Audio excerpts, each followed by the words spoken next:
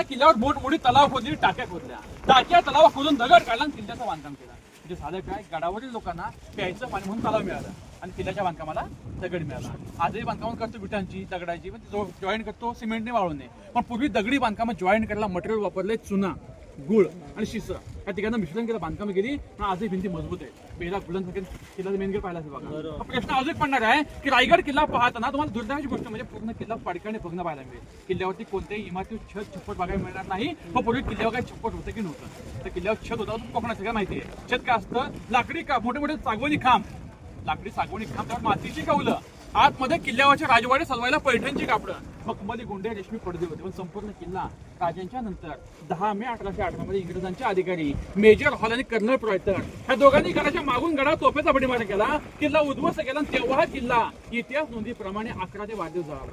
त्या सगळं छत जाऊन गेलं. पाहायला पडकेवाडी, पडक्या इमारती आहेत, पण भिंतीचा इतिहास जिवंत आहे. आणि इतिहास जिवंतावर शेवटचं बघा. तो प्रश्न आपण पडतो लोकांना की आपण राजांचा रायगड पाहताय, राजधानी पाहताय, शिवारांचे 350 किल्ले आहेत. कोणताही किल्ला पाहा, सगळे किल्ले पडकीने बघ, दुर्दैवाची गोष्ट आहे. पण त्या उलट पहा ना, आपण राजस्थान साईडला गेलो, महाराणा प्रताप चित्तोडगड सोडतात, सगळे किल्ले उभे आहेत, शाबूत आहेत. त्याचं कारण आहे ते काही सुटले, शरणागती पत्करली.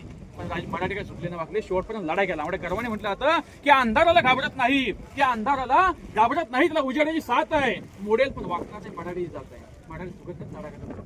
आपण सगळे आपली भीती पण किती उद्ध्वस्त केली, तिच्या कष्ट करून किती उद्ध्वस्त केली बघा. आपण इकडे पायी चढणार, इकडे पायी सगळ्यांनी मेन गेट पाहिला काय नाही. नाव आहे महादरवाजा. महादरवाजा सगळ्यांनी पाहिलात ना, नागमोडी वळणाचा आहे. हा किल्ल्याचा मेन गेट आहे. याचा कदा रायगड किल्ल्याचा गेट बंद केला आणि रोपवे थांबवला. आपण कोणी गडाकडे जाऊ शकणार नाही, रायगडला वाट एकच आहे, दुसरी वाट उतरायला नाहीये. हा दरवाजा नागमोडी वळणाचा आहे. म्हणजे कसा, तू गडा पायी चढला, 2 बुर्ज बघितली पहिल्यांदा, त्या दगडी कातळाच्या कोरी पायऱ्या सगळं आतमध्ये आलात, लाकडी गेट बघितला. गेट मध्ये आल्यावरती तुम्ही पुन्हा टर्न मारून वरती निघाल बघा. नागमोडी काढण्याचं कारण आहे, जर यदा कदा किल्ल्यावरती हल्ला झाला, जर कधी कडा हल्ला झाला तर हल्ला सगळ्यांना पहिला तोफेने होतो. विचार करा मनामध्ये की समोरच्या डोंगरात मोठी तोफ ठेवली आणि तोफेचा गोळा मोठ्या वेगाने सोडला तर तो गोळा सरळ वेगाने एक दिशेने जाणार, तो काही वाकड्या फिरून जाणार नाही ना.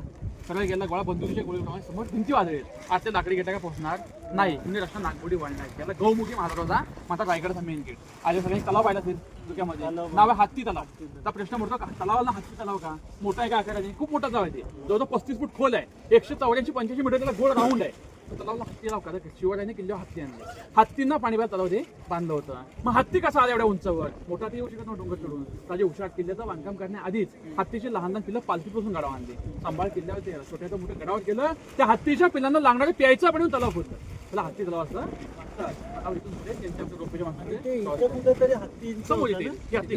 कस्टमचं ऑफिस, आर्किओलॉजीचं पुरातत्व विभागाचं ऑफिस.